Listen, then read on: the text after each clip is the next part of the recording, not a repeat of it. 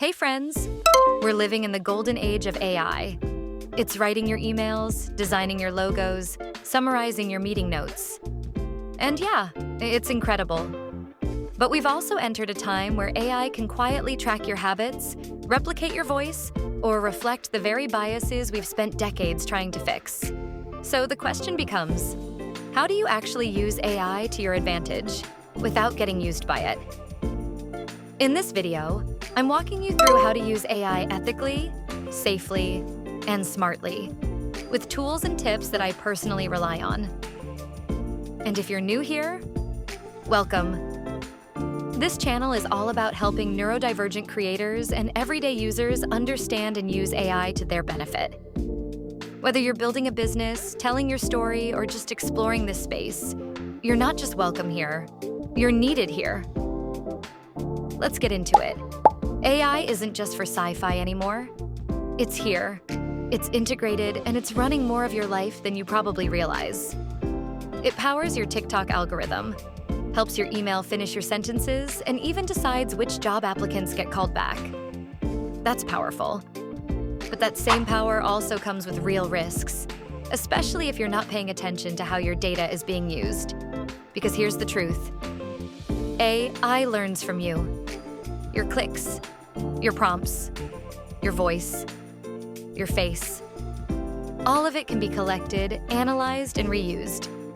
And while some companies are upfront about this, a lot of them aren't. So if we want to benefit from AI without being exploited by it, we have to use it differently. Let's break it down. Every prompt you type, every image you generate, every voice note you record, it can become training data. A lot of the free AI tools out there use your data to improve their models. That's the trade-off. It's not just about convenience, it's about control. I've learned this firsthand, which is why I'm so careful now about what I input. I never share my address, my phone number, or any sensitive personal information with any AI model. That might seem obvious, but you'd be surprised how many people forget that AI tools aren't private journals. And then there's the bias issue. AI systems are only as fair as the data they're trained on. And most of that data? It reflects real-world inequalities. Facial recognition systems misidentifying darker skin tones, job screening bots preferring male names, AI-generated content defaulting to Western beauty standards or English-only results. This isn't hypothetical. It's already happening. When I get biased answers from AI, I don't just shrug it off. I correct it.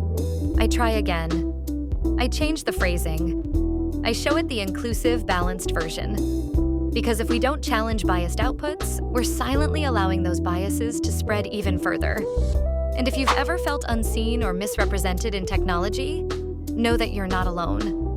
That's why this channel exists. We're here to take back that narrative. Here's where it gets empowering. You can use AI to make your life better, while still protecting your ethics and your privacy. Here are my 4 rules I live by. Protect your data use, privacy-first tools. I personally use Brave as my browser and DuckDuckGo as my search engine.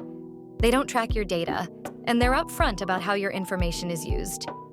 Whenever possible, I also look for open-source AI tools, the kind that don't store your prompts or sell your inputs to train other models. Don't share sensitive info.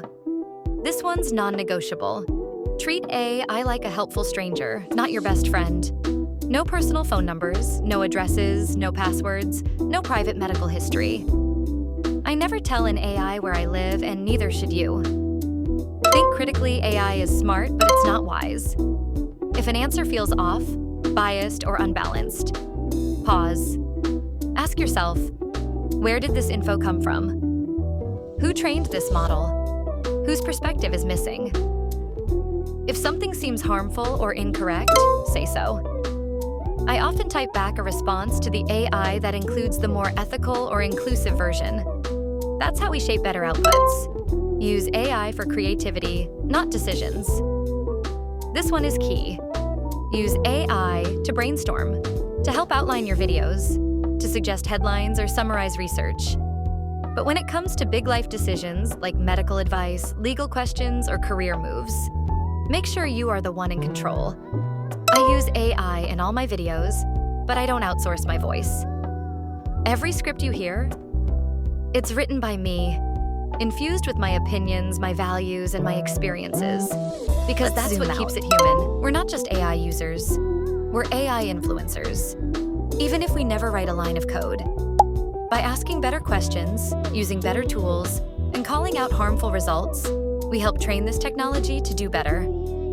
And we need more voices in this space. More women, more neurodivergent creators, more people from underrepresented backgrounds. Because bias creeps in when the same few people shape all the tools. So if you're watching this, know that you have a role to play. Talk about ethical AI. Support tools that protect your rights. Use your influence to demand better. We get the future we push for. So can we use AI ethically and still benefit from it? Yes, but it takes awareness, intention, and action. And if you want to dive deeper into how AI ethics works on a larger scale, I made a full video about that called "They're Training AI with Your Info. Here's how to protect yourself." It covers bias in training models, algorithmic accountability, and how developers and users can make more responsible choices. Definitely check that one out next. Let's shape AI into something better, together, with curiosity, with creativity, and yes, with ethics. See you in the next one.